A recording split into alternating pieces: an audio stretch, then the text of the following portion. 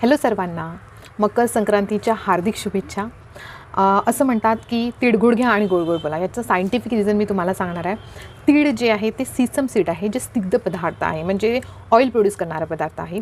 आणि गूळ म्हणजे जॅगरी जी आहे उष्ण पदार्थ. ओके, जेव्हा तीळ आणि गूळ हे एकमेकामध्ये जेव्हा मिक्स होतात तेव्हा एक पदार्थ असा बनतो जो आपल्या स्किनसाठी चांगला असतो. म्हणजे जो हिवाळ्यामध्ये जे आपली जी स्किन आहे, ती जे सेल्स आहे ते जर ती ड्राय झाली असेल, कोरडी पडली असेल, काळवटली असेल, किंवा एकदम कोरडं होऊन त्याच्यातलं वरची लेअर निघत असेल, त्यावेळी जर हे स्निग्ध पदार्थ जे आपण गूळ आणि तीळचं जे बनवलेलं आहे ते जर आपण खाल्लं, त्याच्यामुळे तुमची जी वरची जी स्किन असते, जी काळवटलेली असते, ती कोरडी असते, ती निघून जाते आणि त्याच्यामुळे जे नवीन स्किन तयार होते.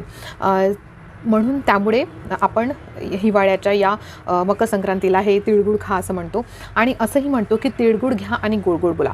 गोड गोड बोला म्हणजे खरंच आपल्या मनातून समोरच्या व्यक्तीला जेव्हा आपण तिळगुळ देत आहोत, तर मनातून तुम्ही त्यांच्यासाठी चांगलं हो, त्याचा प्रोग्रेस हो, त्याच्यासाठी त्याचं भविष्य चांगलं हो, हे म्हणून आपण मनातून त्याला तिळगुळ देत असतो.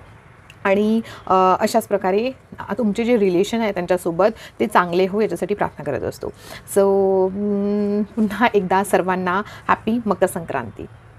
भरभरून तिळगुळ खा आणि आपल्या स्किनला आणि आपल्या मनाला चांगले करा. थँक्यू.